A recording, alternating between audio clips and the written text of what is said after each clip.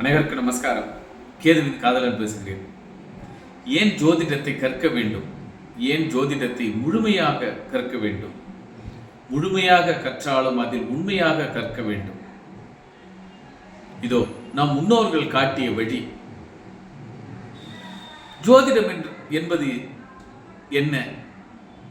ஒரு மனிதன், ஒரு ஆணும் பெண்ணும் ஒன்று கூடி ஒரு குழந்தையை உற்பத்தி செய்து, அந்த குழந்தை உற்பத்தி ஆன காலங்களில் 10 மாதங்களில் ஏற்பட்ட நிகழ்வு தாயின் கருவறையிலே அதற்கு எழுதப்பட்டது. 10 மாதம் கழித்து அந்த குழந்தை பூமியில் அவதாரம் செய்த பிறகு அது என்னென்ன மாற்றங்களை கொடுக்க போகிறது என்பதை அன்று குழந்தை பிறந்த அன்று வான மண்டலத்தில் இருக்கக்கூடிய கிரகங்களின் ஒரு சாட்டுதான் ஜாதகம் என்று. அந்த ஜாதகம் அவர்களுடைய தகப்பன் எப்படி இருப்பார், தாய் எப்படி இருப்பாள், சகோதரன் எப்படி இருப்பாள், ஆசிரியர் எப்படி இருப்பாள், சித்தப்பா அல்லது உழைப்பு எப்படி இருக்கும், சுகம், அதற்கு திருமணம் ஆகும் பொழுது அல்லது அதனுடைய சுக போகங்கள் எப்படி இருக்கும், அதற்கடுத்தது அதனுடைய பரிணாம வளர்ச்சி எப்படி இருக்கும், அடுத்தது அதனுடைய ஞான வளர்ச்சி எப்படி இருக்கும் என்பதை அறிந்து கொள்வதற்கு எல்லோருக்கும் தந்தை இருப்பார், தாய் இருப்பார், சகோதரன் இருப்பான், மாமன் இருப்பார், குரு இருப்பார், அழகிய பெண் கிடைப்பார், நல்ல உழைப்பாளி, போகங்களும் நன்றாக இருக்கும், ஞானங்களும் நன்றாக இருக்கும். இப்படி 9 வாசல் வைத்த நம் உடலில் 9 கிரகங்கள் வாசம் செய்கிறது. அந்த வாசத்தின் அடையாளங்களை எப்படி கண்டுகொள்வாய் என்பதைத்தான் கிரகம் அது வாங்கிய சாரபலத்தில் இருக்கிறது. அந்த உண்மைத்தன்மையை ஒளித்து வைத்திருக்கிறது. இப்பொழுது பாருங்கள், ஒரு பெரிய ஆலமரம், ஆனால் அந்த ஆலமரம் தன்னுடைய பராக்கிரமத்தை விதைக்குள் ஒளித்து வைத்திருக்கிறது. ஆக அந்த விதைக்குள் அந்த ஆலமரத்தின் பராக்கிரமம் எப்படி ஒளிந்திருக்கிறதோ அதுபோல ஒரு கிரகம் அது வாங்கிய சாரத்தில் தன்னுடைய பராக்கிரமத்தை ஒளித்து வைத்திருக்கிறது. நம் முன்னோர்கள் மிக அற்புதமாக கூறினார்கள்.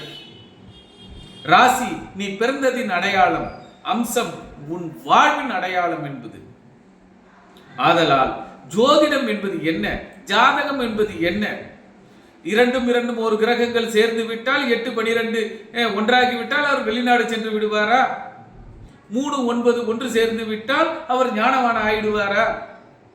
அது எதில் ஞானம் அடைவார், எப்படி ஞானம் அடைவார்? ஞானத்தின் பாதையை கடப்பாரா, பாதையில் நிற்பாரா, தொடக்கத்திலே முடிப்பாரா என்பதை அந்த கிரகம் வாங்கிய சாரம்தான் பதில் சொல்லும்.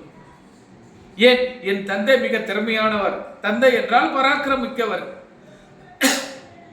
அது அனைவருக்கும் தெரிந்தது. எத்தனை குழந்தைகளுக்கு தகப்பன் பராக்கிரம் மிகுந்தவராக இருக்கிறார் என்று ஆராய்ந்து பார்த்தால் இல்லை.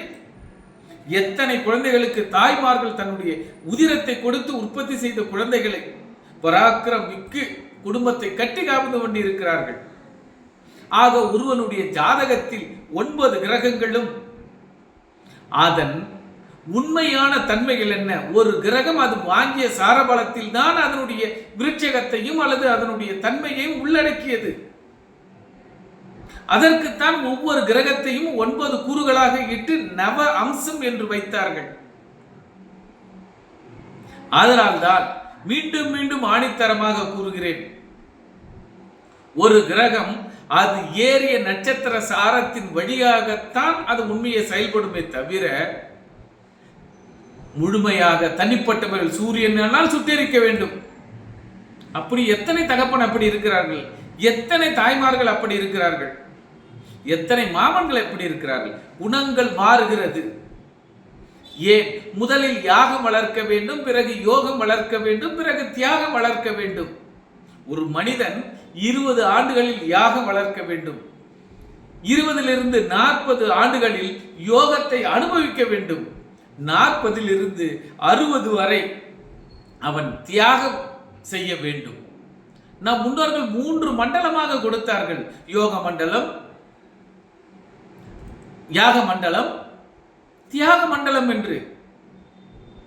ஆக ஜாதகம் என்பது என்ன? ஒரு மரம் எந்த அடிப்படையில் இருக்கிறது? பூமியை தாங்கி பிடிக்கும் வேர்களில் இருக்கிறது. அதுபோல ஒரு கிரகம் எதன் அடிப்படையில் இருக்கிறது? அது வாங்கிய சாரத்தில் அடிப்படையில் தான் இருக்கிறது. ஆக ஒவ்வொருவரும் உணருங்கள், உங்கள் ஜாதகத்தில் 9 கிரகமாகிய 9 உறவுகள் உண்மைத்தன்மை உணர்ந்து கொள்வதற்குத்தான் அது சார பலம். அதற்கு பெயர் நவ அம்சம். ஆக உங்கள் ஜாதகத்தை கையில் எடுத்துக் கொள்ளுங்கள். அது வாங்கிய அதில் இருக்கும் கிரகத்தையும் அது வாங்கிய சாரத்தையும் ஒப்பிட்டு பாருங்கள். உங்கள் வாழ்வில், உங்கள் உறவில் இணக்கமாக இருந்தால் இணக்கமாக இருப்பீர்கள். பிரச்சனையாக இருந்தால் கண்டிப்பாக பிரச்சனையாக இருக்கும். ஆதலால் ஜாதகத்தின் உண்மை தன்மையை உணர்ந்து படியுங்கள், உணர்ந்து பேசுங்கள், உணர்ந்து பழகுங்கள், ஜாதக ஆய்வினை செய்யுங்கள். ஆக ஒரு தனி மனிதன் எனது மாணாக்கர்களுக்கு கூறுவது என்னவென்றால், கூறிக்கொண்டு இருப்பது என்னவென்றால், ஒரு மனிதன், ஒரு கிரகம் அது வாங்கிய சாரபலத்தில் தான். அன்றுதான் சொன்னார்கள், பூவோடு சேர்ந்த நாரும் மனம் பெறும் என்று. இங்கு பூ கிரகம் என்று வைத்துக் கொள்ளுங்கள். அந்த பூ தனியாக இருந்தால் மாலையாகாது. நாராக சாரபலத்தோடு சேர்ந்தாரை கொள்ளும், சேர்ந்தாரை வெல்லும் என்பது போல ஒரு கிரகம் என்ன கிரகத்தின் சாரத்தில், என்ன நட்சத்திரத்தின் சாரத்தில் இருக்கிறது என்பதை கவனியுங்கள். அதன் அடிப்படையில் தான் ஜோதிடம் இருக்கிறது, ஜாதகம் இருக்கிறது. ஜாதகம் என்ன?